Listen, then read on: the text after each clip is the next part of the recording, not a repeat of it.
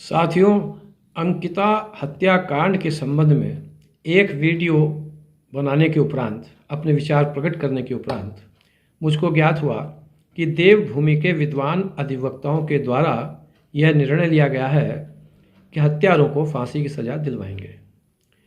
सभी की इच्छा है, लेकिन ये फांसी की सज़ा दिलवाना किसी को आसान नहीं होता है।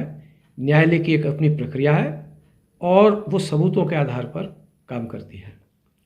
तो इस विषय में क्या होना चाहिए कि हम उसको फांसी की सज़ा दिलाएं, ये मेरे इस वीडियो का एक विषय ये है। दूसरा, ये जो 3 हत्यारे सामने आए हैं, मेरा अपना मंतव्य है कि इसके अलावा भी और ऐसे प्रभावशाली व्यक्ति हैं जो इस हत्या अभियुक्त जो 3 हैं, इनके साथ साथ उन पर भी हत्या का केस चलना चाहिए। मैं ऐसा क्यों कह रहा हूँ, एक ये भी मेरा इस वीडियो का विषय है। और एक तीसरा विषय यह है कि एक राष्ट्रीय स्वयंसेवक संघ के सक्रिय सदस्य ने बहुत ही घटिया किस्म की टिप्पणी अंकिता बिटिया के परिवार वालों के प्रति की है। घटिया तो मैंने शब्द यूज कर दिया टिप्पणी से पहले, लेकिन घटिया, अभद्र, उसके लिए जितने भी शब्द हैं उस टिप्पणी को देखते हुए वो थोड़े हैं। क्या शब्द इस्तेमाल करूं, आप ही विचार करिए। तो मेरे 3 विषय इस वीडियो के हैं और मेरे इस वीडियो में जो भी मैंने इन 3 विषयों पर अपने विचार प्रकट किए हैं, उन पर गहन चिंतन करने के उपरांत आप लोग अपने मंतव्य से अवगत कराएं और उचित समझें। तो जो मैं महसूस करता हूं कि ये कार्रवाई होनी चाहिए, उसमें जितना योगदान जो आप दे सकें, जो प्रभावशाली हमारे विद्वान अधिवक्ता हैं या और जो हमारे नेता हैं, जो भी लोग हैं, वो इसमें योगदान दें। पहला विषय मेरा ये है कि फांसी की सज़ा इनको कैसे होगी। शासन के द्वारा SIT का गठन कर दिया गया है, जिसमें पुलिस अधिकारी हैं और उसके जो हेड हैं वो एक DIG स्तर के अधिकारी हैं। लेकिन मेरा अपना अनुभव है और आप भी जानते ही हैं कि ये न्यायालय में कैसे किसी केस को साबित किया जाता है, इसकी योग्यता ये लोग नहीं रखते हैं। इसलिए दंड प्रक्रिया संहिता की धारा 24 की उपधारा 8 के अनुसार तुरंत विशेष लोक अभियोजक, स्पेशल पब्लिक प्रोसिक्यूटर की नियुक्ति शासन द्वारा की जानी चाहिए। वो इस SIT के साथ काम करे और उन योग्य जो SPP, स्पेशल पब्लिक प्रोसिक्यूटर बनाए जाएं, उनके विधिक मंतव्य के अनुसार, उनके सुझाव के अनुसार वो उस पर विचार करके SIT आगे कार्यवाही करे। वही जो स्पेशल पब्लिक प्रोसिक्यूटर है, जब केस बन जाएगा पूरा और चार्जशीट आएगी कोर्ट में, वही उस केस को न्यायालय में प्रोसिक्यूट करेंगे। यहीं से इन्वेस्टिगेशन से ही उनकी नियुक्ति हो जानी चाहिए और उनके जो विधिक मंतव्य है उसको महत्व देना चाहिए। यह नहीं कि DIG महोदय या कोई भी बड़ा शासन का अधिकारी है वो अपने निर्देशों पर उनको चलाए। उनके विधिक मंतव्य को सुने, विचार करे और उसके अनुसार विचार करने के उपरांत SIT कार्रवाई करे और बाकी ऊपर जो शासन के में अधिकारी बैठे हैं वो भी विचार करके जो निर्देश देना चाहें वो दे। तो एक तो मेरा ये सुझाव है। इसी में एक बात और मैं कहना चाहता हूं कि 2009 में ये जो धारा मैंने बताई, दंड प्रक्रिया संहिता की धारा 24, इसकी उपधारा 8, इसमें एक संशोधन हुआ है जिसके अनुसार जो पीड़ित पक्ष है वो न्यायालय की अनुमति से भी इस स्पेशल पब्लिक प्रोसिक्यूटर को नियुक्त करवा सकता है। ये बाद में प्रक्रिया हो सकती है, अधिकार दिए हुए हैं हमारी दंड प्रक्रिया संहिता ने। तो इन सब को आप समझिए। और ये जो है स्पेशल पब्लिक प्रोसिक्यूटर इस तरह के मामलों में योग्यता रखता हो और किस प्रकार से कार्रवाई करनी है इसकी वो जानकारी रखता हो, ऐसे किसी को नियुक्त आप लोग करवाइए। अब दूसरा जो विषय है कि हत्यारों के साथ साथ अन्य भी ऐसे व्यक्ति हैं जिनको भी इसी मामले में हत्या अभियुक्त बनाया जाना चाहिए। वो आप देखिए कि हमारी जो भारतीय दंड संहिता की धारा 107, जिसका दंड जो है धारा 109 में दिया गया है, उसमें एबैटमेंट, दुष्प्रेरण, जो दुष्प्रेरण के दोषी हैं वो उसी अपराध के दोषी होते हैं जिसका वो दुष्प्रेरण करते हैं। इस मामले में वो जो रिसोर्ट है जिसको वैश्यालय में परिवर्तित कर दिया गया।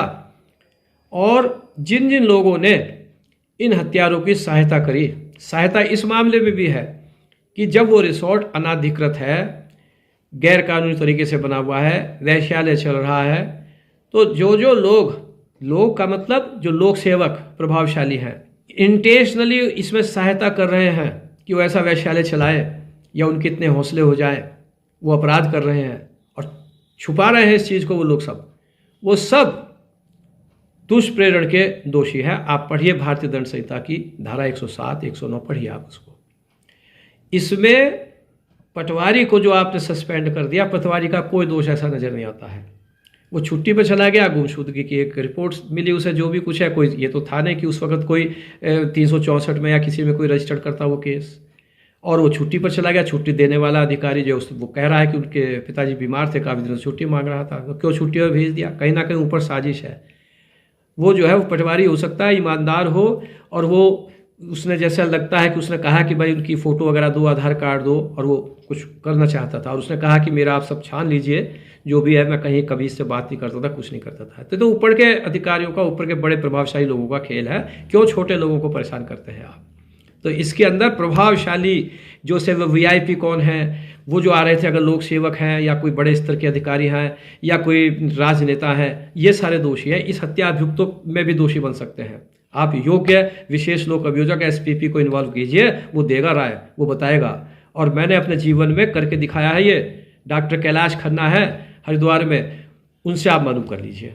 ज़्यादा मैं नहीं कहना चाहूँगा, क्योंकि ना तो समय है, ना कोई मतलब है इस बात का कि वो बात कही जाए। लेकिन हाँ, डॉक्टर कैलाश खन्ना बता देंगे कि ऐसा होता है, कि जो दिखाई दे रहे हैं हत्यारे, उनके अलावा भी जो ऐसे लोक सेवक या कोई प्रभावशाली है, वो सफ़ेद पोश गुंडे, सफ़ेद पोश कहलाते हैं, वो भी इस मामले में दोषी हैं। तीसरी बात रही राष्ट्रीय स्वयं सेवक संघ के जो हमारे कार्यकर्ता हैं, एक उनका नाम है शायद विपिन करणवाल।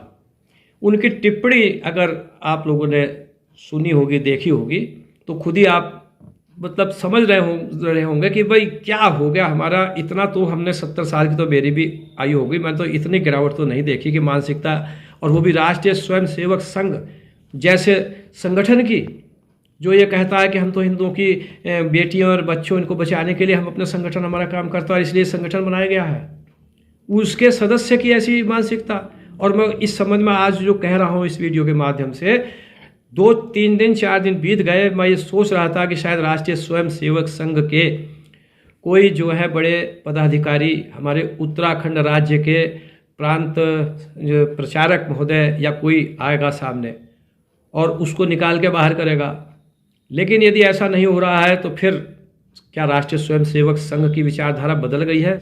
मतलब कुछ इस तरह की टिप्पणी है कि साहब कच्चे दूध जो है बिल्ले के आगे रख दो, और ये तो लाश भी बेच देंगे, इस तरह की टिप्पणी। अरे भैया, मोदी जी को भी लजा दिया। वो देखें, मैं कहता हूँ कि वो लोग देखें जो पदाधिकारी है। आपने जो बड़े बड़े बैनर लगाए हैं कि साहब हमारे राष्ट्रीय स्वयं सेवक संघ के सदस्य बनो, और ये तो ऐसे लोगों को आप सदस्य बना रहे हैं। ऐसे ऐसे सदस्य बन जाएंगे तो आप बताइए इस देश का क्या होगा। और बड़ी भारी आप जो है वो बात करते हैं, तो कांग्रेस जो है उनकी प्रवक्ता, उनको तो ये मौका मिल ही रहा है। वो कहते हैं कि हमारी बहू बेटियां, हमारी बच्चे, हमारे बहनें, इनको तो इनके जो है जो सत्ताधारी लोग हैं, इनसे बचाना बड़ा मुश्किल हो रहा है, इन्हीं से डर रहे हैं वो। आप लोग जो भी मैंने मंतव्य व्यक्त किया है संक्षेप में, इस पे अपनी सहमति, असहमति या जो भी आपका रिएक्शन, प्रतिक्रिया हो, उसे ज़रूर मुझको अवगत करा दिया करें, ताकि मुझे महसूस हो कि हाँ, मेरा भी कुछ योगदान सही दिशा में है कि नहीं है। और जो स्पेशल पब्लिक प्रोसिक्यूटर नियुक्त किए जाए, उनको तो आप जल्दी नियुक्त करा ही लीजिए अगर इस केस में फांसी दिलाना चाहते हैं, वरना ये स्लोगन बन जाएगा केवल खाली, और कुछ नहीं कि हम फांसी दिलाएंगे, फांसी दिलाएंगे।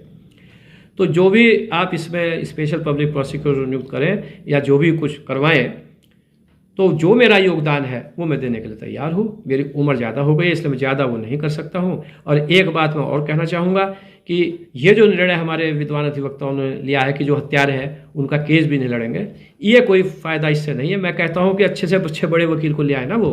और हमारे जो प्रशासन, संविधान है और हमारे उच्चतम न्यायालय, वो भी ये कहते हैं कि भाई कोई भी हो, उसको अपने बचाव का जो है मौका और अधिकारी, एडवोकेट, वो तो मिलना ही चाहिए।